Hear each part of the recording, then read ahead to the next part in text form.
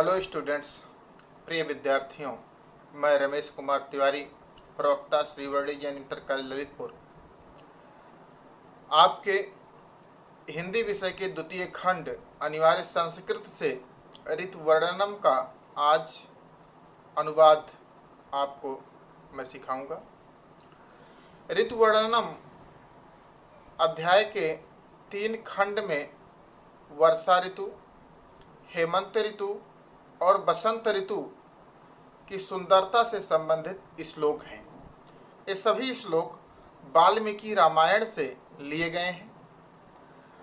ये वर्षा वर्णन सुंदर कांड वाल्मीकि रामायण के सुंदर कांड से लिया गया है। माल्यवान पर्वत पर रहते हुए भगवान श्री रामचंद्र जी अपने भाई लक्ष्मण से वर्षा की सुंदरता का वर्णन कर रहे हैं।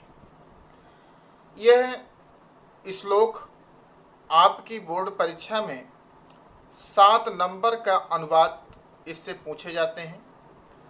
2 नंबर का आपको संदर्भ लिखना होता है और 5 नंबर का उसका अनुवाद होता है।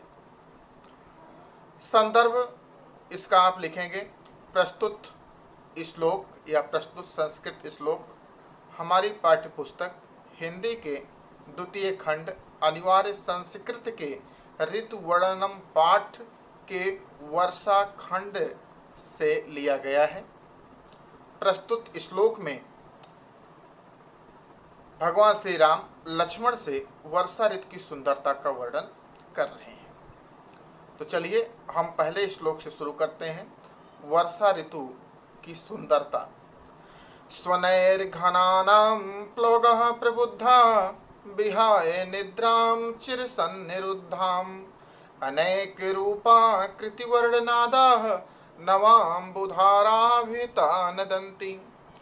स्वनैः माने शब्द से, घना नाम माने बादलों के, प्लोगा मतलब मेढक, प्रबुद्धा माने जग गए हैं, विहाय माने त्याग कर, निद्रा निद्रा को त्याग कर, चिर सन्निरुद्धाम बहुत दिनों से रोकी हुई अपनी निद्रा को, अनेक रूप आकृति वर्ण और नाद वाले, अनेक प्रकार के रूप वाले, अनेक प्रकार की आकृति वाले, अनेक प्रकार के वर्ण वाले, रंग वाले और अनेक प्रकार की ध्वनि करने वाले।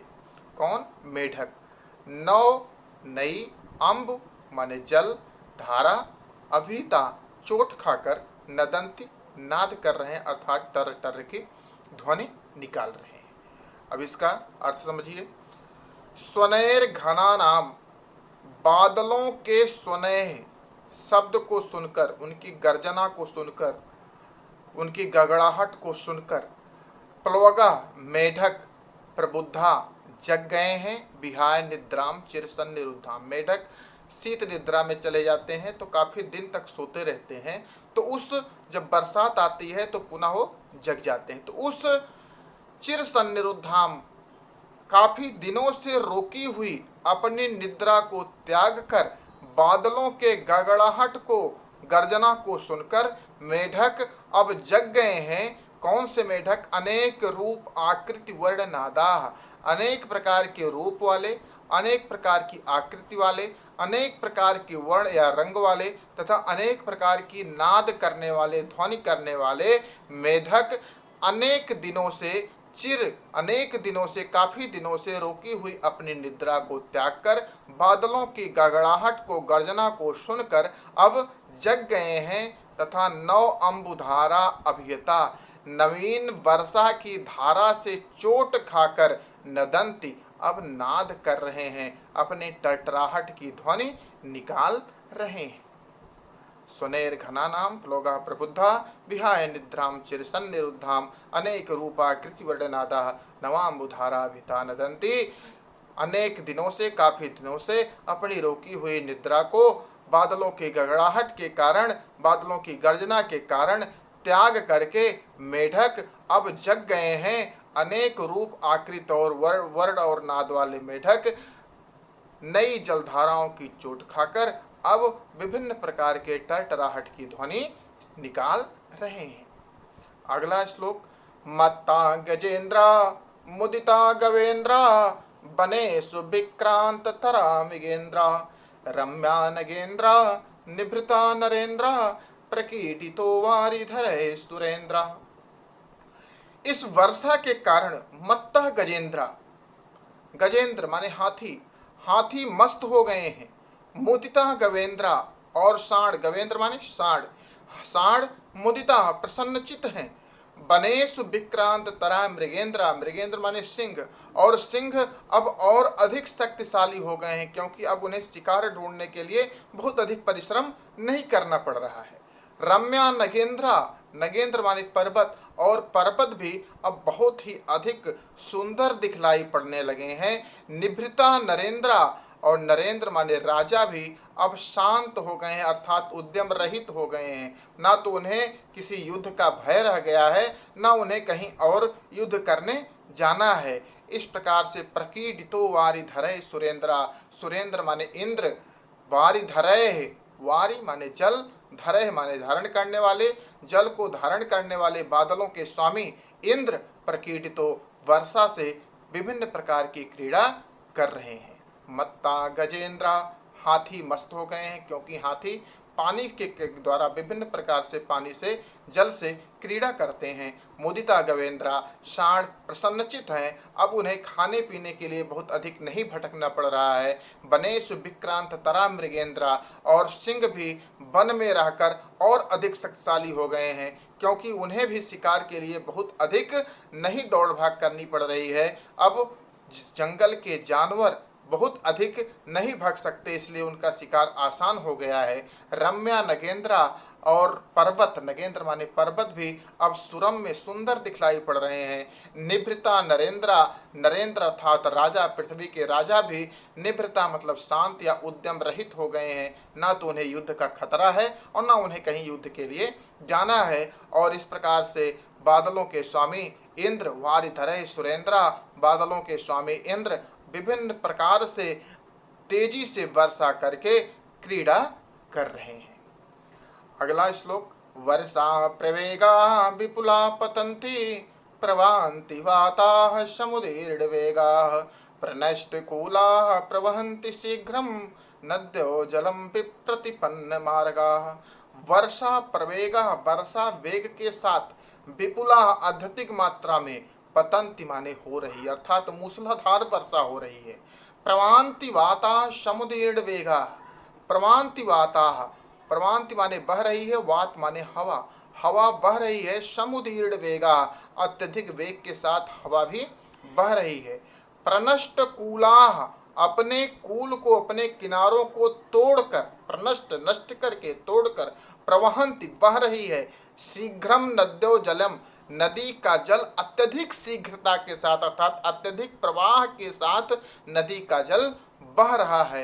विप्रतिपन्न मार्गाः, अपने स्वाभाविक मार्ग से हटकर, जिस मार्ग से, जिन कूल के जिन किनारों के मध्य नदी बहती है, उन किनारों को तोड़कर अपने स्वाभाविक मार्ग से हटकर नदी अत्यधिक वेग से बह रही है। तो वर्षा प्रवेगा विपुला पतंती, अत्यधिक वेग के साथ मूसलाधार वर्षा हो रही है। प्रवान्ति वाताः समुदीर्ण वेगा, और अत्यधिक वेग से वायु चल रही है। प्रनष्ट कूला प्रवहन्ति नद्यो, अपने किनारों को तोड़कर नदियां बह रही हैं। कैसे? शीघ्रम जलम, अत्यधिक वेग के साथ। विप्रतिपन्न मार्गम, अपने स्वाभाविक मार्ग को छोड़कर, अपने स्वाभाविक मार्ग को छोड़कर, अपने किनारों को तोड़कर नदियां अत्यधिक वेग के साथ बह रही हैं। चौथा श्लोक, घनोपगूढ़म गगनम न तारा न भास्करो दर्शनम अभ्युपैति न वैर्जलौघैर धरणी वितृप्ता तमो विलिप्ता न दिशः प्रकाशः। घनोपगूढ़म, अत्यधिक गूढ़ काले काले बादल या सघनता से अत्यधिक बादल गगनम, आकाश को ढक रखे हैं। इस कारण से आकाश में न तारा न भास्करो, ना तो रात्रि में तारे दिखाई पड़ रहे हैं और न दिन में सूर्य के दर्शन हो रहे हैं। तो घनोपगूढ़म गगनम न तारा, न भास्करो दर्शनम अभ्युपैति। अत्यधिक सघन काले बादलों के कारण आकाश के ढके होने से ना तो रात्रि में तारों के दर्शन हो रहे हैं और ना दिन में भास्कर अर्थात सूर्य भगवान के दर्शन प्राप्त हो रहे हैं।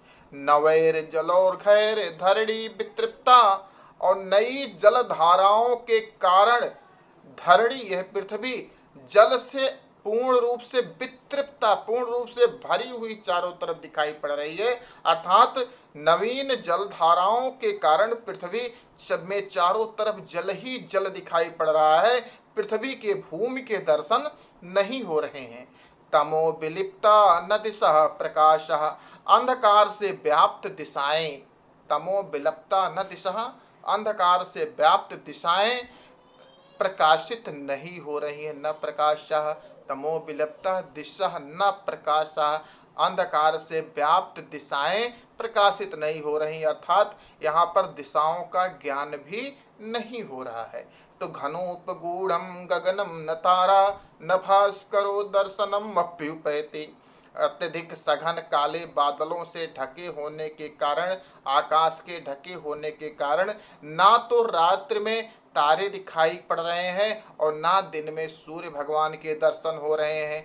अत्यधिक नवेर जलोघैर धरणी वितृप्ता, नवीन जलधाराओं के कारण भूमि में सर्वत्र जल ही जल के दर्शन हो रहे हैं, भूमि के दर्शन नहीं हो रहे हैं। और तमो विलिप्ता न दिशा प्रकाशः, अंधकार से व्याप्त दिशाओं के कारण कहीं दिशाएं कहीं भी प्रकाशित नहीं हो रही हैं। चलिए पांचवा, महांति कूटानि महीधराणाम धारा विधौतान्यधिकम विभान्ति, महाप्रमाणैर विपुलैः प्रपातैर मुक्ता कलापैर्युलम्बमानैः।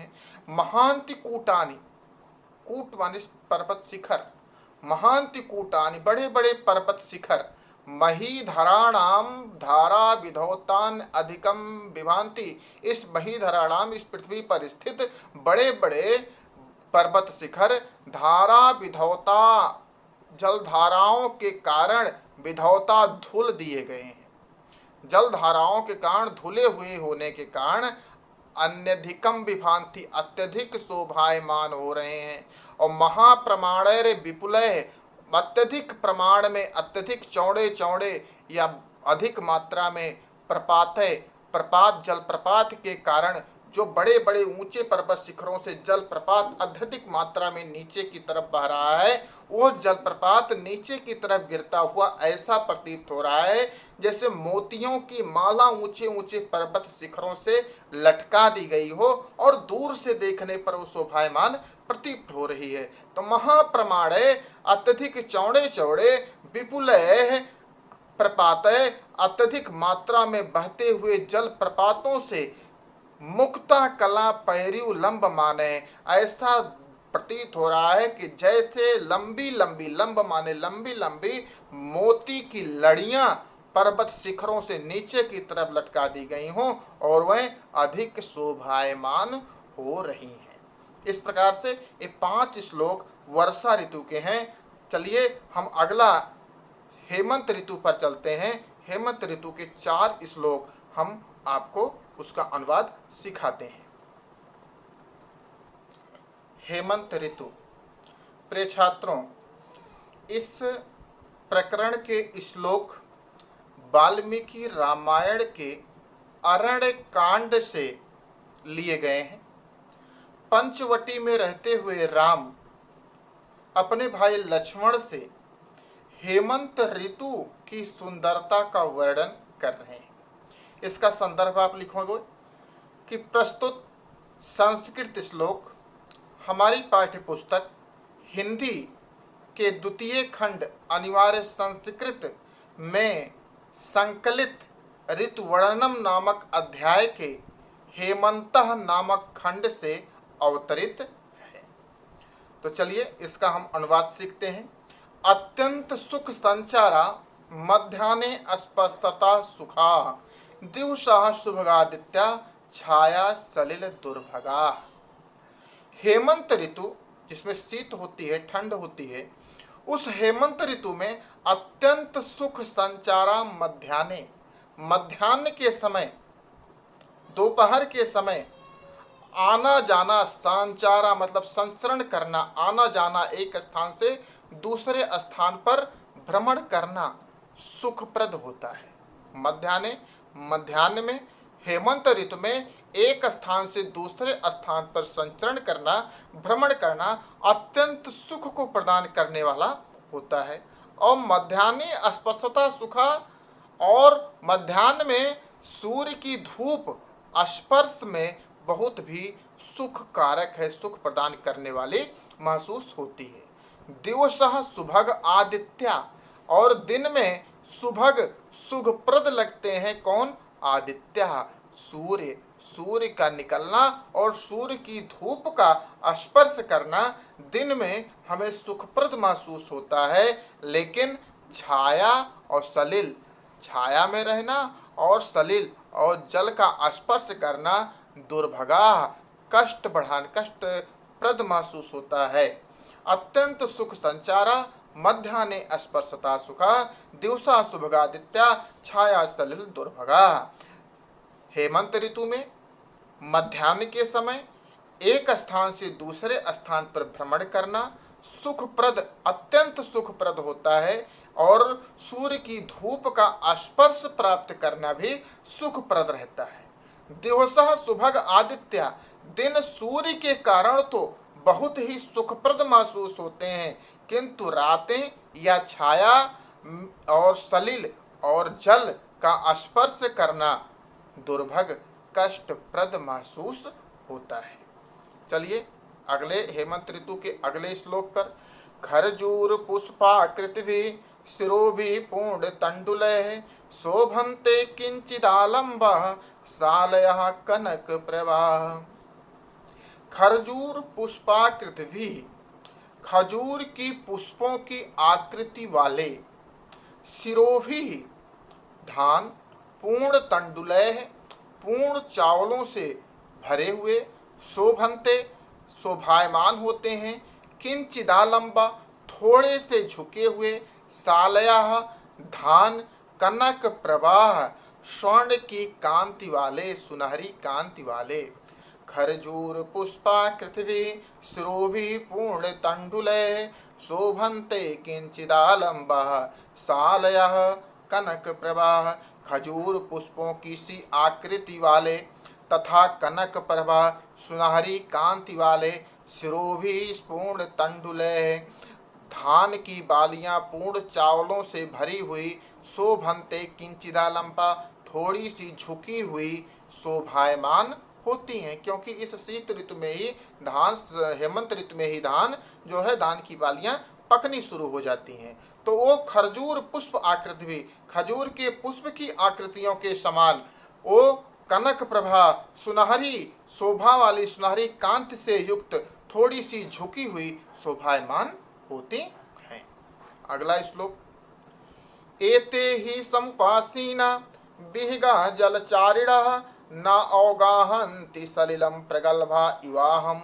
एते ही समुपासीना विहगा जलचारिणा, जलचारी विहग पक्षी जल के समीप होने पर भी न औगाहन्ति, जल में प्रवेश करने से घबरा रहे हैं, जल में प्रवेश नहीं कर रहे हैं।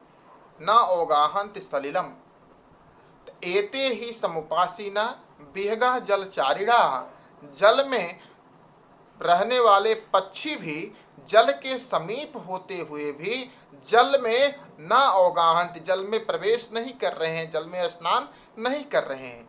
किस प्रकार से? जिस प्रकार से अप्रगल्भा, अप्रगल्भा मतलब कायर, यु आहवम, आहवम माने युद्ध में, जिस प्रकार से कायर युद्ध में प्रवेश करने से घबराते हैं, उसी प्रकार से जलचारी पक्षी जल के समीप होने पर भी जल में प्रवेश करने से घबरा रहे हैं, जिस प्रकार से कायर युद्ध में प्रवेश करने से घबराते हैं। अगला श्लोक। अवस्याय तमो नद्धा निहार तमसावृता प्रसुप्तायु लक्ष्यन्ते विपुष्पा वनराजया। अवस्याय, अवस्याय माने ओष, और तम ओष और तम से आनंदा जकड़े हुए, निहार तमसा वृता और निहार तमसा कोहरे की धुंध से आवृता ढके हुए, निहार कोहरा, तमसा निहार की धुंध से, आवृता माने ढके हुए, प्रसुप्तायु लक्षणते सोते हुए जैसे दिखाई पड़ रहे हैं। कौन? विपुष्पा बिना पुष्प के, क्योंकि हेमंत ऋतु में वृक्षों पर पुष्प नहीं होते। वन राजया वृक्षों का समूह, वृक्षों का समूह ओस और तम से जकड़ा हुआ है। निहार मतलब कोहरे के तमों से, कोहरे के धुंध से ढका हुआ, विपुष्पा बिना पुष्प के सोता हुआ सा दिखाई पड़ रहा है। हे लक्ष्मण, इस हेमंत ऋतु में वृक्ष या वृक्षों के समूह अवश्य ओस और तम से जकड़े हुए, निहार रूपी धुंध से ढके हुए, बिना पुष्प के सोते हुए से दिखलाई पड़ रहे हैं।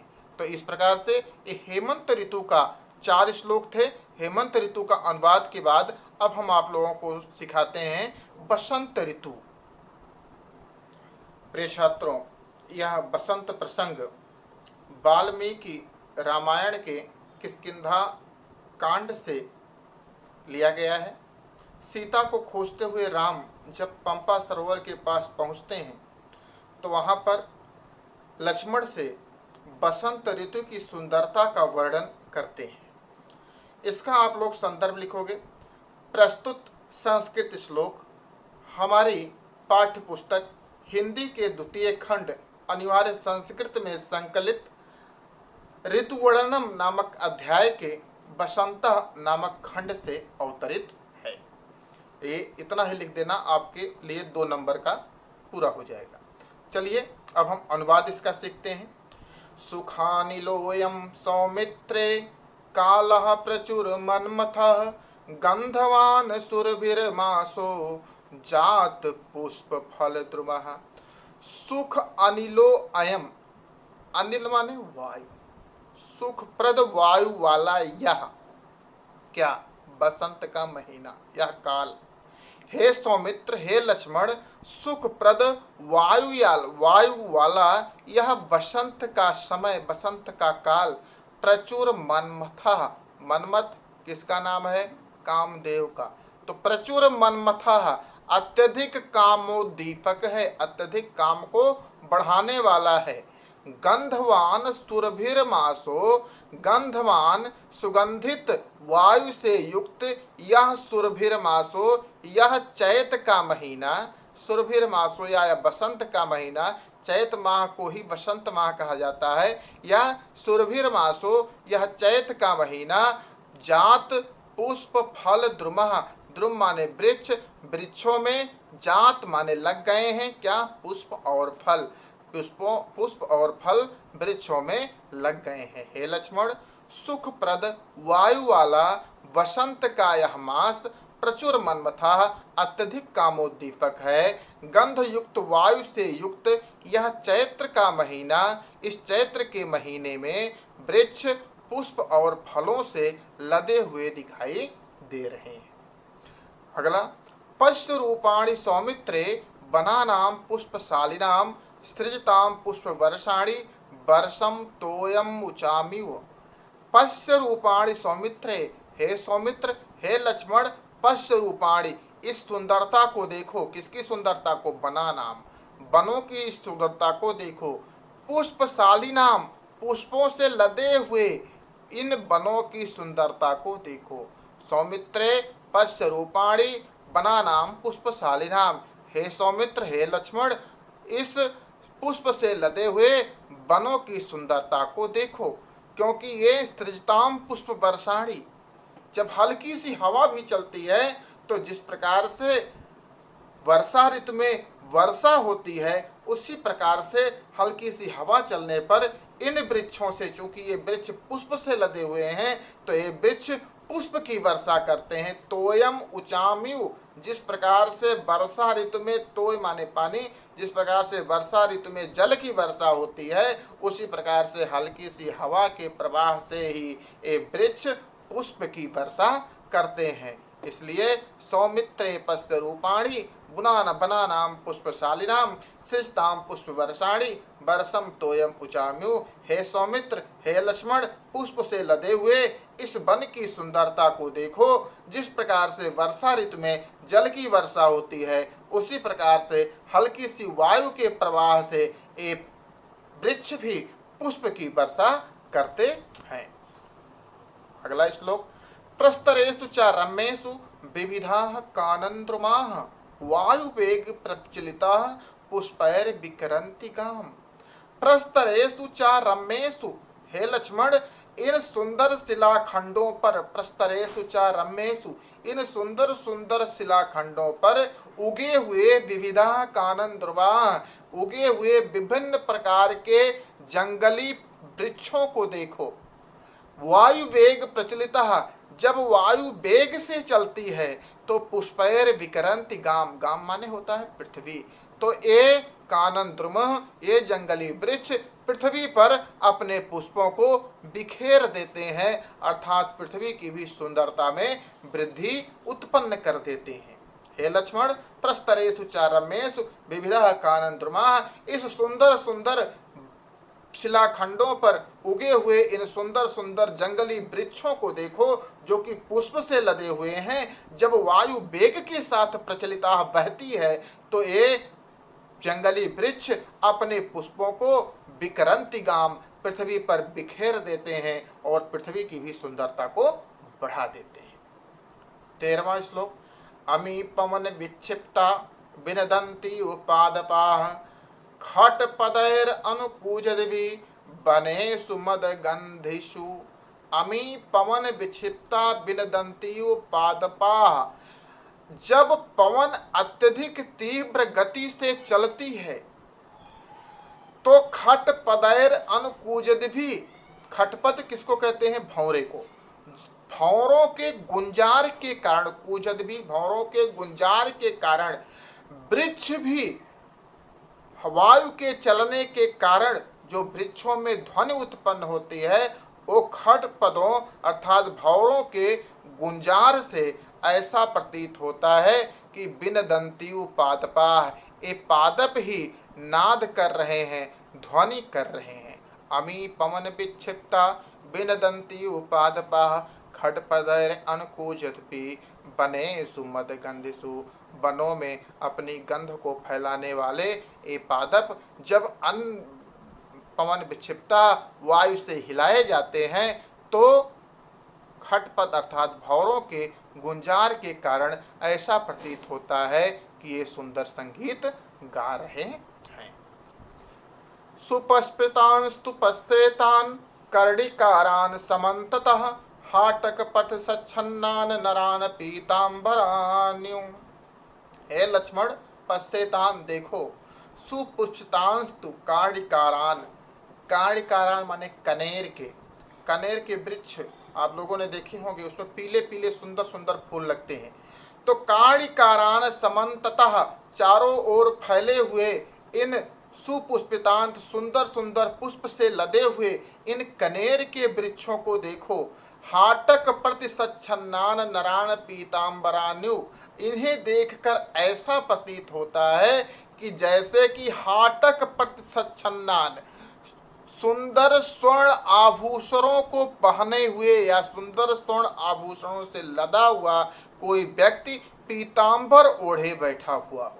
पीतांबरान्यु, पीतांबर ओढ़े हुए, नरान माने कोई व्यक्ति पीतांबर ओढ़े हुए बैठा हो, शोभायमान हो रहा हो। पश्येतान देखो, हे लक्ष्मण देखो, सुपुष्पितान अपने सुंदर सुंदर पुष्पों से चारों तरफ ले लदे हुए कनेर के वृक्षों को देखो।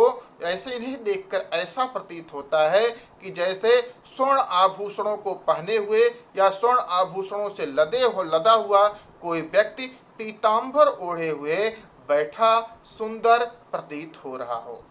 इस प्रकार से विद्यार्थियों, ये ऋतु वर्णनम का आपके तीनों खंड वर्षा, हेमंत और बसंत के 14 श्लोकों को हमने आप लोगों को सिखाया।